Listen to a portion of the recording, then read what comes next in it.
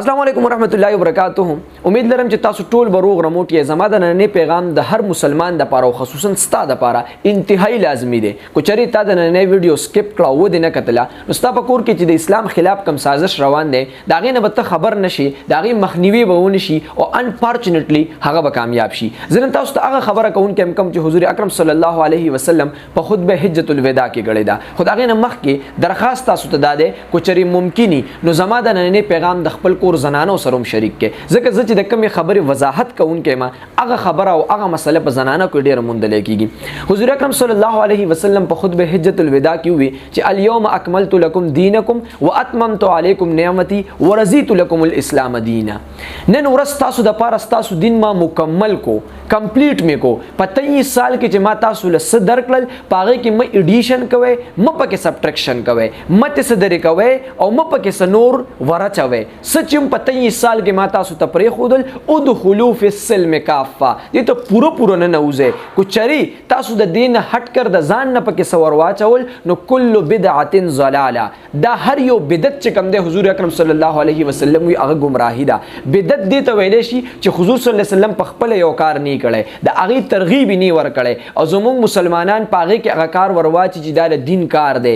دا د حضور اکرم صلی الله علیه وسلم نه ثابت دي او حالانکه هغه ثابت ني نو دې ته ویل شي بدعت. حضور اکرم صلی الله علیه وسلم وی چې الله پاک په خپل آیات کې وی چې ما اتاکم الرسول فخذوه وما نهاکم عنه فانتهوا. تاسو چې زما پیغمبر صدر کی هغه ونسه او چې د سنه خمنه کی دا غینه مکمل منشه.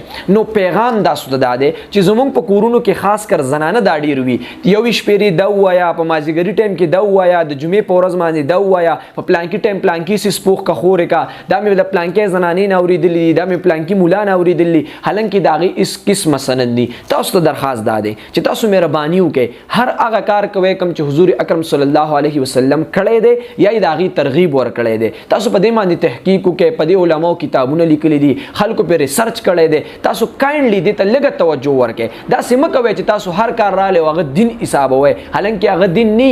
کل بدعه ضلاله، هغه گمراهي.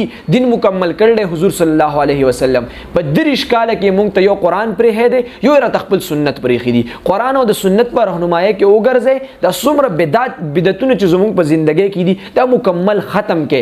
بدعت دې ته وی چې یو کار په دین کې نه او تاغه دین حساب نو دې ته بدعت ویل شي. تاسو یو واقعیا مخې تقدم حضرت علی رضی الله تعالی عنہ امیر المؤمنین دی. نو صحابي راغی د اختر په ورځ د اختر د مانځنه وروسته په عیدګاه کې په نپلو باندې ودرېدو. علي رضی الله تعالی عنہ ورته جواب کوي ای ځوانه مونږ کټ کا مونږ پرې د مونږ مکوا. نو دا ځوان ورته جواب سور کی چې یا امیر المؤمنین انی اعلم لا يعذب على الصلاه. ای دا مسلمانانو مشره ای امیر المؤمنین ما تر دې خبرې ادراک ته، ما تر دې خبرې پته ده چې الله پاک چرتم په مانځه باندې عذاب نه ورکی. نو ته څنګه ما د مانځه نه منې کې؟ د نن وخت بدعتیان هم دا خبره کې چې ته ما څنګه د سورت یاسین د ویلو نه منې کې، ته څنګه ما د نفل نه منې کې. نو زه ورته وایم او دا علما ورته وي چې مونږ تا د سورت یاسین نه منکو، تا د مانځه نه منې کو، بلکې تا د خبرې نه منکو چې حضور صلی الله علیه وسلم دا کار نه دی کړی. نو ته ولې کې؟ نو دغه شان علی رضی الله تعالی عنہ خدای ځوان له جواب ورکو چې انی اعلم لا یصيب علی فعل حتى يفعل رسول الله صلی الله علیه وسلم. ما تم د دې خبرې پته شته چې الله پاک په هغه عمل باندې په هغه فعل باندې د سره ثواب نه ورکی. لا یصيب علیه حتى يفعل رسول الله صلی الله علیه وسلم تر څو پورې چې رسول الله صلی الله علیه وسلم په خپل هغه کار نه کړي او يحس علیه یا داغي ترغیب نه ور کړي. لہذا فتكون صلاتك عبثا. استدا منسد د عبث ده فذل والعبث حرام او عبث کار په اسلام کې څه ده؟ حرام ده. نو فلعله تعالی يعذبك لمخالفتك لرسول الله صلی الله علیه وسلم. ما در دې خبره پته شته ده چې الله پاک پتاله عذاب پدې درکې چې لمخالفتك لرسول الله صلی الله علیه وسلم ته د محمد رسول الله نه مخالف لګیای، خلاف لګیای، هغه یو کار نه دی کړی او تی دین ګرځي. نو لہذا الله پاک پتاله پدې ثواب نه بلکې الټه به پتاله ګناه درکې. د دې خبرې د واقعیا ذکر په نظم البیان کې شوی دی.